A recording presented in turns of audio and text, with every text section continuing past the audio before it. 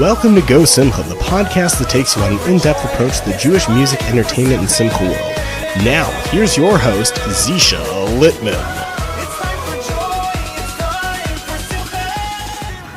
Hey guys, thanks for tuning in to this week's episode of GoSimcha, the podcast. We had so much fun recording the episode, but it couldn't have been done without the help of our sponsor, Keren Simchas Chassan V'Kalos. We're going to take a minute to hear a little bit more about them. The following episode of GoSimcha, the podcast, is proudly sponsored by Keren Simchas Chassan V'Kala. Keren Simchas Chassan V'Kala was founded over 25 years ago and is based in Brooklyn, New York. KSCVK helps widows, orphans, and people who are in dire need of marrying off a child. Working through their network of vendors, KSCVK ensures that every wedding is just as special as the next. Run by world-renowned party planner Devorah Benjamin, KSCVK takes care that each wedding is as elegant as the next one, ensuring dignity and class through every wedding that they put on. To donate to KSCVK, please visit their website, kscvk.org, today. That's kscvk.org, and help make someone's wedding special. Hey everybody, welcome back to episode 31 of GoSimcha, the podcast. It is pretty cool. We surpassed the 30 mark. Awesome. Go us. High five. Yay. Thank you so much to all the wonderful listeners out there on all the multiple platforms that we stream the site on and the show on. And it's on many websites. It's on a couple radio stations now. Baruch Hashem, we keep growing. And it wouldn't be possible without the love and support of you guys, our fans and our listeners. So I thank you very much for that. This week's episode, we're sitting down with somebody really cool. He's a musician, a very, very, very talented musician by trade, and he's working on a new sound to bring out to the Jewish world for simchas and all sorts of cool things. So we're sitting down today with Nissim Asaroff of Jewtronix, a new innovative Jewish music sound. So Nissim's going to talk to us a little bit about Jewtronix, because when I first heard about Jewtronix, I was like, what is Jewtronix? It sounds like a little bit of bagels and cream cheese mixed with electronic hip hop music.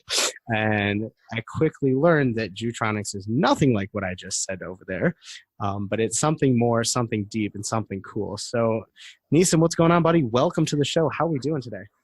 Thanks, Zeesha. Mazal Tov on the 31st show. It's really great what you're doing here. Yeah, it's really, it is. You know, it feels like yesterday when we just started the show. The first episode we had with Shlomi Gertner, I was like so nervous, like, oh my gosh, what am I doing? Never had hosted a podcast before. Now we're here 31 episodes later, sitting down with you, talking about you, with nearly 50,000 listeners on a regular basis tuning in. So it's pretty cool. And I'm happy you're here with me today, buddy. Thank you. Thank God. Sure. So talk to me. So what's your deal? I was looking at your website. I was listening to some of your music. You're a very talented musician, and you and I share a few commonalities. The fact that you play saxophone and drums is something that I grew up doing. I started off when I was in grade 5 playing saxophone all the way through grade 12. Drums the only valuable thing I bought with my bar mitzvah money was a drum set. And unfortunately it got ruined in a flood that happened in my parents' basement, but it's all good. So what's your deal? Well, Jewtronix is, first of all, a music group that specializes in creating electronic dance music renditions of traditional Jewish prayers and liturgy. And our upcoming album is called Kabshab, for Kabbalat Shabbat, as you imagine. The first song that we first released last month is called Yedid Nefesh, one prayer that we're very familiar with, that we enter into Shabbat with. And if you go ahead and take a listen, you'll quickly realize that it doesn't sound like your traditional Yedid Nefesh. In other words, our goal really is to fuse the two worlds of the secular electronic quality dance music, which the Jewish world has really been seeing, from my opinion, a very 2008, 2009 sound with heavy emphasis on the synths, and Jewtronix is going for heavy emphasis on the future of EDM. For example, heavy reggaeton and future house and deep house sounds that you'll hear in the rest of our album. So we combine these secular instrumentals we use them to create renditions of the Jewish liturgy while maintaining the original lyrics and the original melody. A lot of Carlebach melodies, Sephardic melodies, and traditional in Chabad as well. Nice. Yeah, I noticed that. I was listening to it. I was listening to the Di Nefesh rendition, and it was really cool. Meaning, like, you kept the same. You kept the niggin the same, but you just added a couple layers of EDM to it, and you added some different things to it, and it really brought out the song. I have to say, it really brought out the song. It's pretty cool. So yeah, how did this all begin? Like, how did this concept come to you? Like, what exactly were you thinking? Like, what was going on when you're like, I want to sit down and create a new sound? Well, this is going to go back a little bit. Starts in my public high school days, growing up as a traditional Sephardic Jew, going to Chabad Hebrew school until my bar mitzvah, like all my other friends. And I started DJing for a company with a guy named Leon at All Around Entertainment. I was DJing bar mitzvahs and weddings and learning about how to DJ and the art of mixing and the art of events.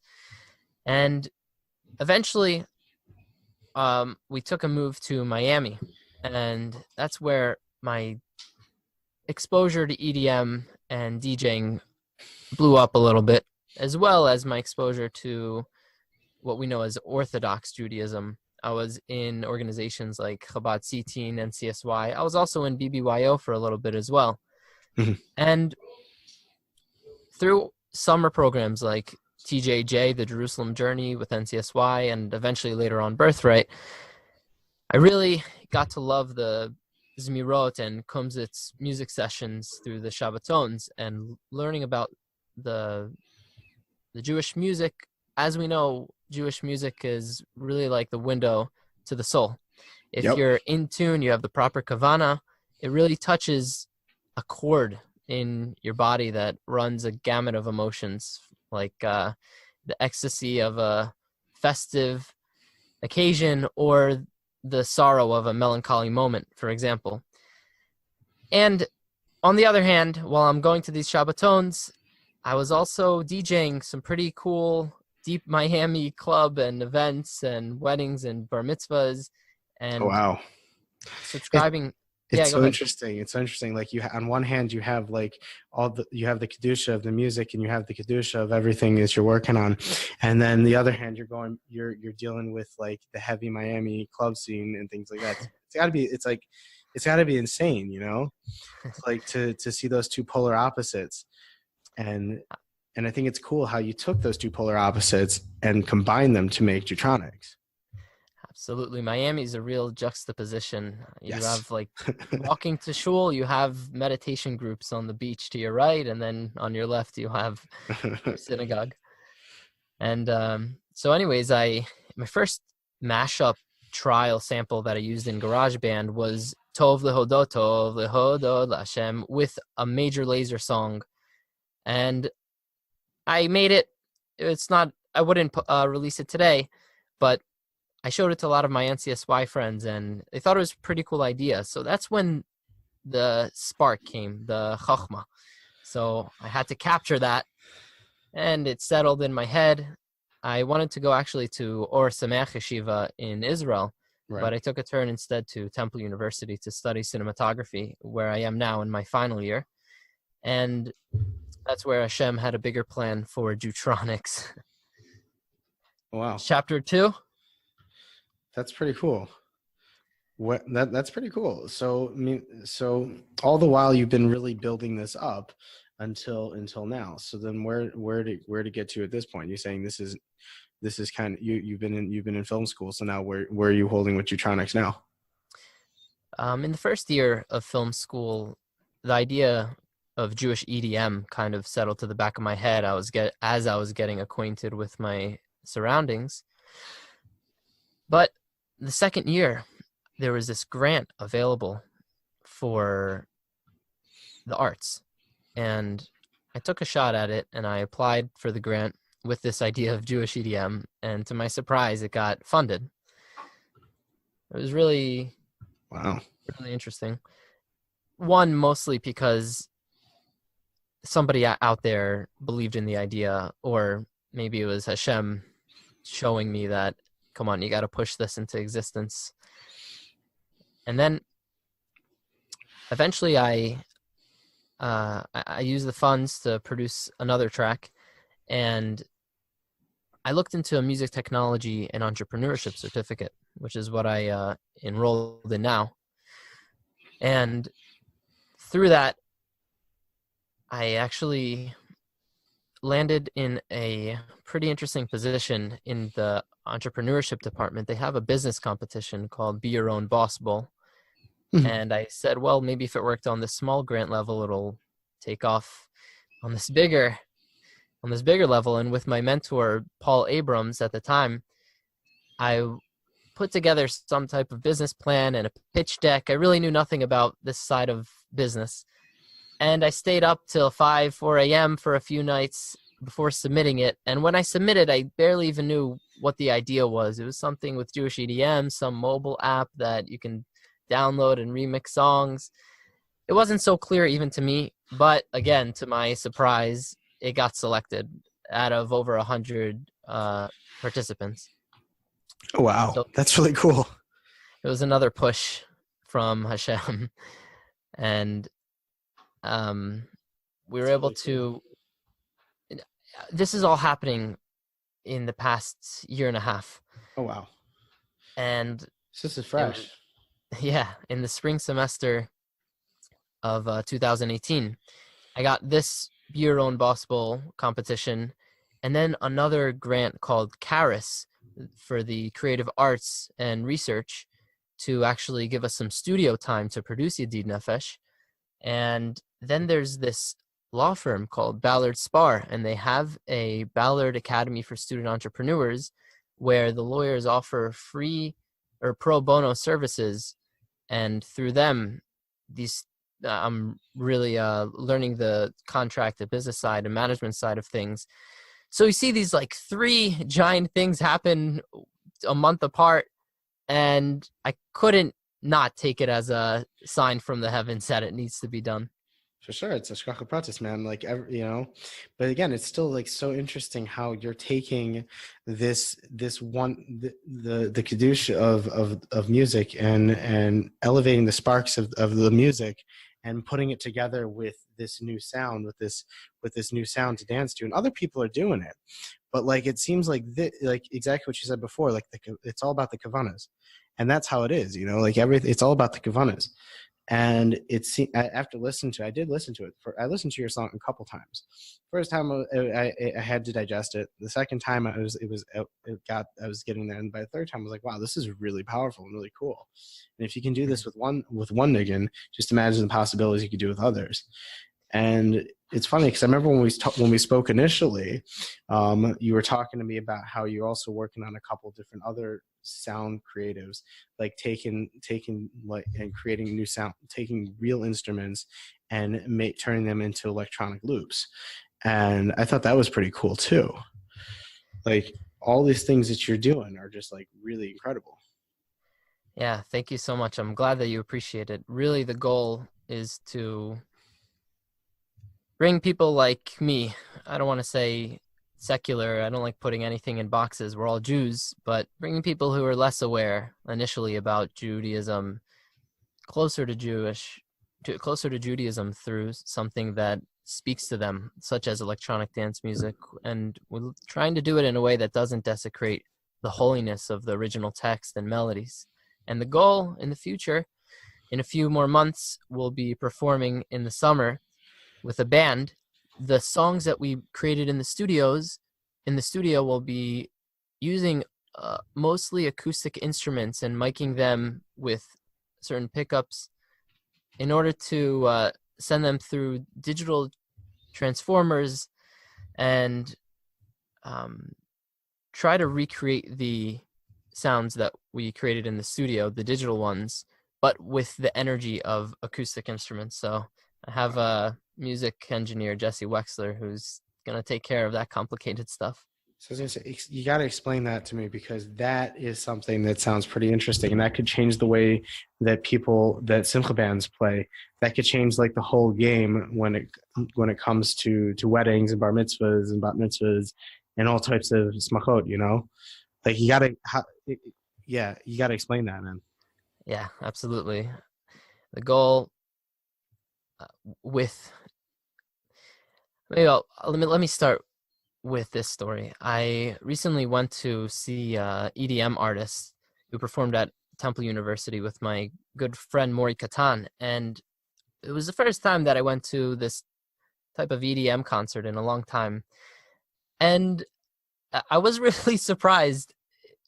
The visual component is huge in electronic dance music concerts, but it's being used in a very manipulative way, like flashing curse words and inappropriate images on the screen while the DJ, while the MC, Dylan Francis, is cursing into the microphone at times. And we really, you can really see the influence. So it's so important to transform the darkness into light.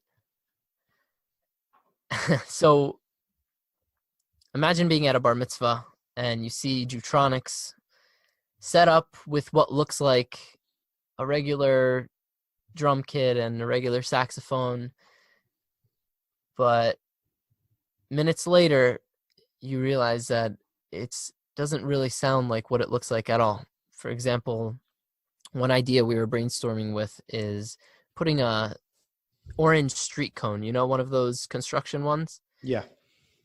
into the saxophone upside down in order to give it more of that wub wub dubstep kind of bass sound, which we all love today. And we think about a lot on a more maybe psychological point of view. Why is it that today so many EDM listeners are in love with this machinery kind of sound? Right. And there are a lot of things I talk with my good friend Daniel Innovate about these theories. Why do we have why is the music industry standardized the A note, for example, at 440 hertz instead of 432, which like it used to be? And how does that have an effect on the subconscious of the listener? And is it because we reached the industrial age that we're starting to really love these sounds of machinery, robots, toys, kind of vibrational patterns? So yeah, back to the bar mitzvah or weddings. Man, it's in the forefront, in my third eye, in the head. I see it so well. I think you just have to experience it. Like, my dream really is to recreate that kavana when you're at, for example, what you'd imagine it feels like to be at a small, intimate Carlbach concert, and combined with the incredible energy of an EDM concert. Maybe like even take the mechitza and transform it into LED screens. They'll forget that they're even separated. They're just really in the music and the kavana. So at Simchas, Cool. God willing, yeah, we'll be raising the bar with the energy levels and collaborating, God willing, with the original existing choirs who bring so much good energy and vibes to the Jewish music industry. Man, this sounds so cool. I really, you're getting me anxious. I really can't wait to hear this because it really sounds so cool. And again, like what you said before, the hashpah that these people, that when you go to a concert like that and you see the types of hashpah that they're giving off, it's not like such a positive one. And to do what you're doing and to give that same environment, give that same like vibe to people, except in a more kosher environment with more positive hashpah, and taking that kedusha with inside the music and bringing it out to people, it's really cool.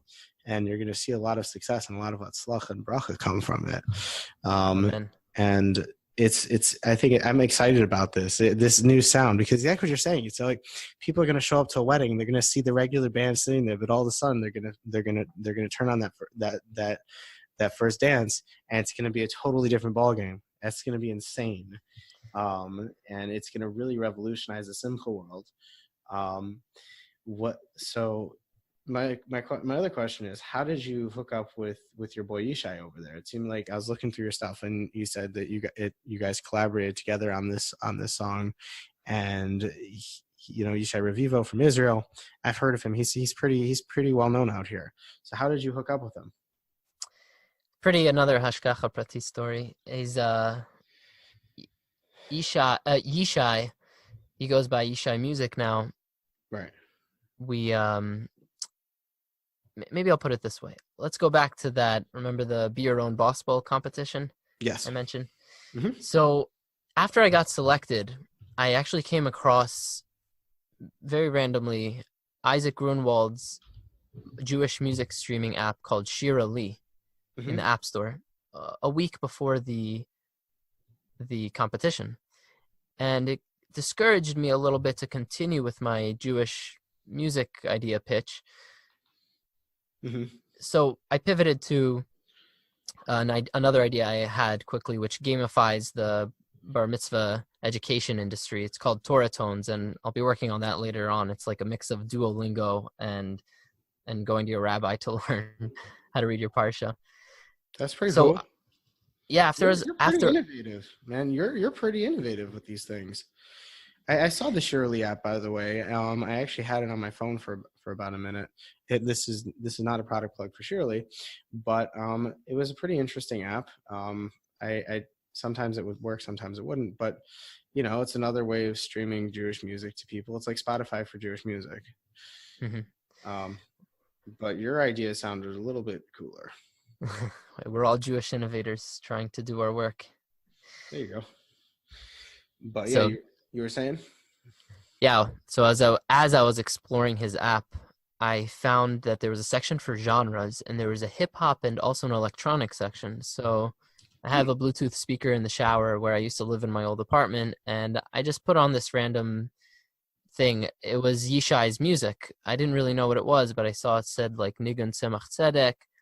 So I put it on and I start showering, and I hear it starting to build up. I hear the original Nigun, and then I hear these incredible new hip hop and house instruments. And I tell myself in my mind, wow, if this drop is going to live up to my level of expectations, I don't know what I'm going to do. And it did. And I stopped in my tracks for 30 seconds, just kind of playing out how the future will be. Here's this guy halfway across the world doing the same thing that I was doing. And it turns out we had the same idea around the same time. And later, I think in a History Channel episode, I read that this happens in the world, like these ideas. There's something called universal consciousness. Come into the world at the right time because they're meant to be there. You ever heard of that? Yeah, vaguely, yes. It's a cool idea. That's what I commonly attribute to this Hashgacha Pratit. Anyways, after I get out of the shower, I'm researching him, writing down the rest of his music, and looking at his Facebook page. And again, this was in the spring of 2018. And that summer, I was going on Israel Links. It was a Chabad summer trip. And I was in Israel, and he was in Israel. So I got a track down of his number, his older brother, the manager. And we ended up meeting at a coffee shop in the Diamond District in Tel Aviv. Nice. And I pitched to him my vision for this Jewish EDM future. And he's actually in the army still. He's finishing up this year. Right. So he's working really hard on the side to push a music career. And he's extremely talented in what he's doing, making covers and mashups of other Israeli and Jewish songs. And he thought about it. I ended up coming back to USA, finished my last year at Temple University, and we're talking, and it turns out that his mefaked, his commander in the army, actually was willing to give him 3 weeks off from the army, which is kind of highly unusual. So that was another Hashgacha Prati circumstance. We found a date that worked, and he came over for 3 weeks, and that's when we started building a studio in my small apartment and getting cracking, starting on the arrangements, choosing the melodies, thinking about the future singers, and creating the vision together. And so far we have a few really great tracks waiting to be released to the public. And that is the story with Yishai. Wow, that's really cool. So he's involved in this heavily, it seems like. Yeah, although I should mention that Jewtronix, in the same way, the Revivo project, Yeah. my hope for it is to be a collaboration. I'm looking to collaborate with today's today's Jewish singers and also today's electronic dance music producers to really bring the two worlds together in a kosher way, but also in a way that brings the brotherhood and achdus together. That's really amazing. That's really, really amazing, and you're doing a great job at it. So how many other tracks have you produced so far? Because on your website you only have one. You only have You Did Nefesh. So how many other tracks have you produced? How many are in the works? What's going on with that? I should mention, just so I don't sound arrogant, I'm really just the conduit, the middleman, making this happen because it has to be, not because it's like a incredible ego-filled idea. But our next song is a mashup of Lechu Nuranina, Carlbach style, with Carlbach's Shiru Lashem. Ooh. And so that's gonna be a pretty uppity tune there. It's incredible. It's disgusting, as we say in the EDM music industry. Okay. I guess for all our listeners out there who are not familiar with the lashon over there, what disgusting? Like, there's something interesting that my cousin once told me. When we hear in electronic dance music, or frankly, I guess any song, a minor drop, which is like if you listen to a lot of Sephardic music from the Middle East, a lot of it is minor. Yeah. It challenges the listener in a way much different than a major drop would. Like if you hear a drop that sounds similar to Twinkle, Twinkle, Little Star, it's not challenging your mind because your brain is expecting these happy next note to next note progressions. However, in a minor, from my understanding, in a minor drop, it challenges you in a way that makes you what's the best way to put this? It's like dun dun dun dun dun dun dun dun dun dun dun dun dun. You feel like something is a little bit wrong, but it's meant to be wrong, and in that you feel it in your body. You feel like you make this face like, oh, that was nasty. That was exactly how it was meant to be. It's like I see the light, I feel it. I'm totally in line with that music drop, Right. That's pretty interesting. No, but you seem to really have you really have your hand on the pulse here with this, and it's really cool. Like, have you noticed though? I mean, I personally noticed that a lot of Jewish music has gone this route also. Like a lot of people have started going into more electronic music, but not to the scope that you're doing. Have you noticed that? Yeah, it's interesting you're pointing that out. There's a Sinai Scholars Mentor Protege program. It's like for college students, they can write these papers. And this past 2 years, I've been working on papers about Jewish EDM and how maybe Jewish EDM is, as we're getting closer to the coming of Mashiach, God willing, it's maybe the new song, Shir Chadash. Who knows? Maybe on my website, you'll go to events, and you'll see location, Beis HaMikdash, date to be determined very soon, though. And I'm just saying this is like half jokingly, but also we have to keep up, I think, with the generations. And we don't want to modernize too much because we see what happens when that occurs. Oh, for sure. But I agree with what you're saying, that I also noticed, the DJ, Leviticus with a Y, he once made a deep Purim track that's also, if you go listen to it, it's in that minor kind of sound, and that really is reflective of this well, it's interesting. Sound. Yeah, well, it's interesting you brought that up because it's funny because there's a lot in the Jewish music world. There's a lot of mainstream singers who, I mean, we've had so far on our show, and then there's a lot of other guys who are more underground. I mean, like, I don't know how much you know into the Jewish music world, but there was people like Leviticus, and then Love, and then Describe, and a ton of these other guys who are like more underground kind of Jewish music, and have tracks that are a bit like either more in line with hip hop, or electronic, and it's pretty interesting to see. But then again, you have a lot of the main conventional guys, mainstream guys, coming out here now, putting on a lot of electronic music and doing a lot of things with like synthesizers and keyboards and things like that. It is pretty interesting to see the curve and how things are going. But I think what you're doing is something of a chidush, as we'd say, and it's not something that other people are going to start doing right away. Meaning, like what you said about performing a live set and putting on the electric hookups and things like that. I don't see that happening with the mainstream wedding singers in the near future. And I think that's pretty cool that you kind of have this market that you'll be able to get involved in all to yourself. Yeah, interesting, Zeesha. You're mentioning those names like Describe and D1, people Yep. who are in like the Matisyahu kind of 2008, 2013 Yeah. era. They were doing really great from my understanding. I was much younger, so I wasn't as aware. But from my research, and you probably know better, it was this kind of revamping of Jewish music, seeing how far they could take it maybe.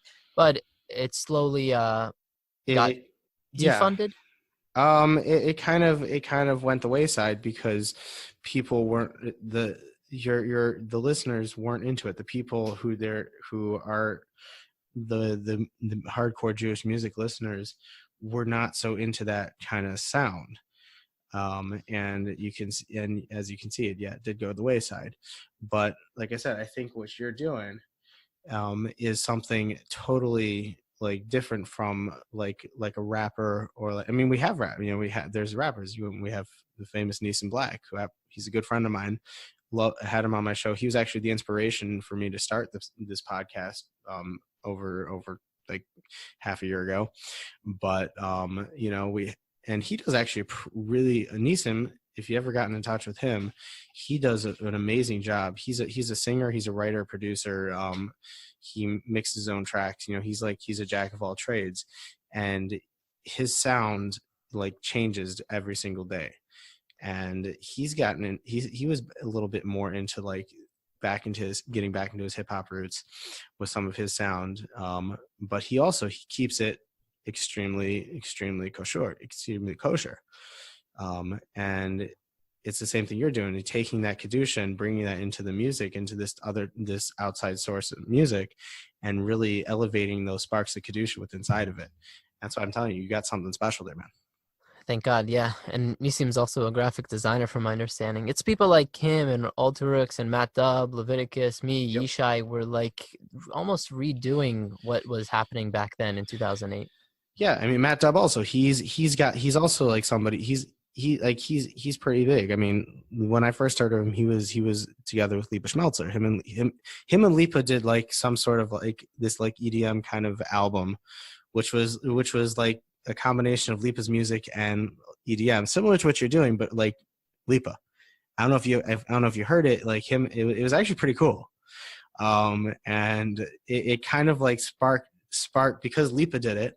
It kind of sparked this whole movement and kind of brought that out, and kind of I think that's when Matt Dubb kind of became more popular and more out there, because his music's great. Like he does collaborations with like Zeesha and some of these other guys, and his stuff is great. But I still think no one is doing what you plan on doing, is that bringing those acoustic instruments into the electronic space. And again, it's a chiddush, it's pretty cool. Yeah, God willing. So other than all this, like what does the future hold for Jewtronix? After our first album, this one, which ends with Shalom Aleichem, so you can imagine what's in between all the Psalms and Eshet Chayil. It's going to be so incredible. The next album will be Motz Esh. Kab Shab is the first one. Motz Esh is the second one. It'll be a perfect pair to go together as well as to perform on places like, C-Teen. I spent Shabbos with Lee Ershkovitz, the creative director, and she speaks how much they work so hard to do as much as they can to relate to the teenagers, especially on Saturday night when they have the giant Times Square's concerts and also Right. back at the venues. So that's what's in the future. And then we'll have some albums for holidays specific, Purim, Hanukkah, and then Nigun specific. The Chabad on campus rabbi, Baruch Shalom Cantor at Temple University, is a Baal Menagin, coincidentally, and he really taught me a lot of Nigunim over the years. Oh wow, that's pretty good. You should get him to come sing on one of your albums. You should come get him to do a whole Chabad track and get him to come sing on one of your albums. Yeah, that is in the works, God willing. Oh yeah, nice. Because that'll be something. You get that out to the Chabadskers, that'll be something that people will bump at the Farbrengens. You know what I mean? Mm-hmm. Now, Zeesha, did you get a chance to see the video component of Yedid Nefesh on YouTube? I did. It was actually pretty cool. My background also is in video production, cinematography, and all that kind of fun creative space. So I was able to, I got it and I understood it, and it was pretty cool what you're doing. The amount of layering and the work that you put into that video must have been very time consuming. Oh yeah. Just to describe it. Yeah, go ahead. I made one. I did a video once like that. Intensive amounts of layering. So. Oh yeah. Yes. But it was pretty cool. It flowed. I like how it flowed, like everything kind of like flowed, like everything's like the words are bouncing up and down with each thing. You're giving over the chords so people can see it and play it and everything like that. It was like visually captivating.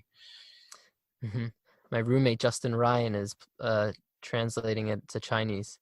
All the people who go on YouTube to learn the lyrics of the prayers. Seriously?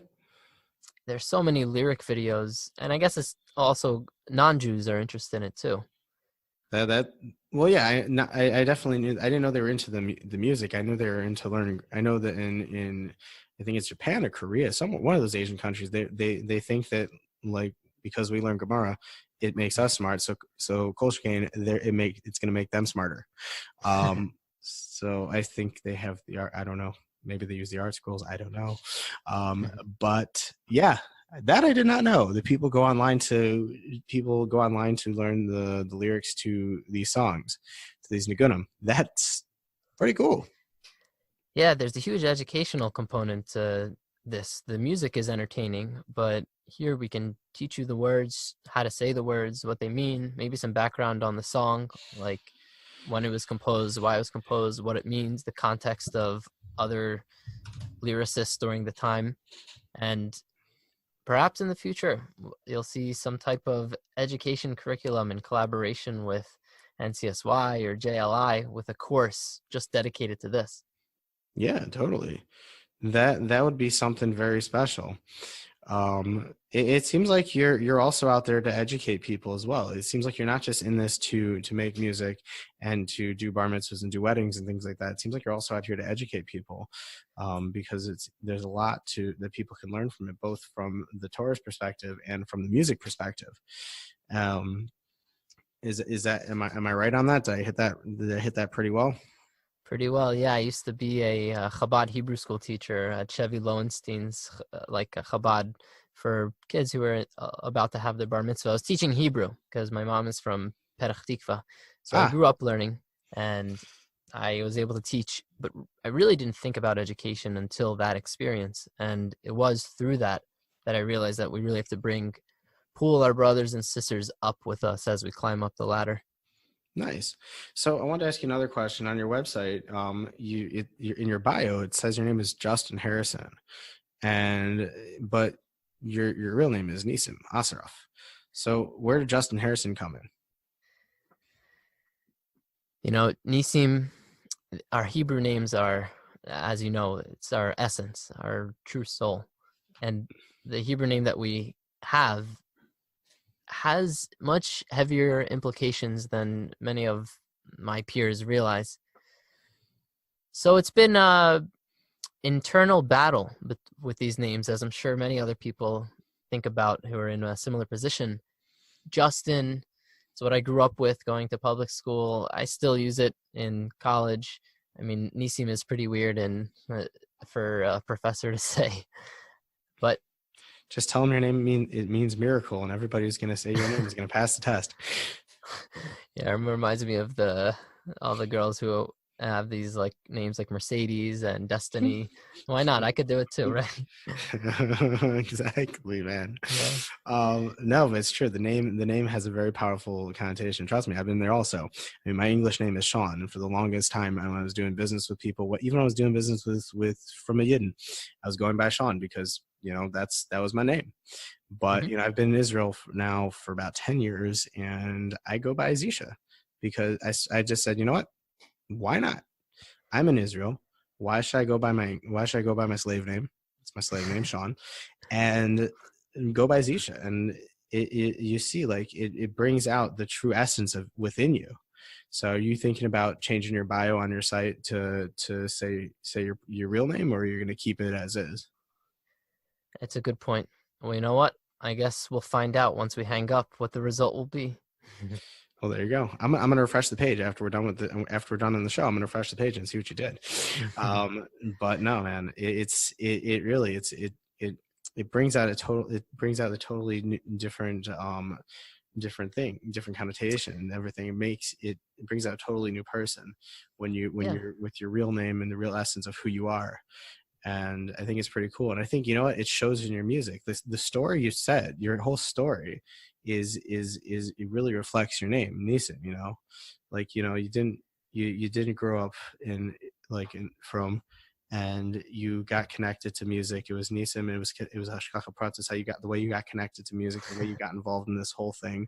And you, every single day, one day after the next, it's a continuation. It's just, so, live it, be proud of it, be you, man, and just keep inspiring people and keep doing your thing.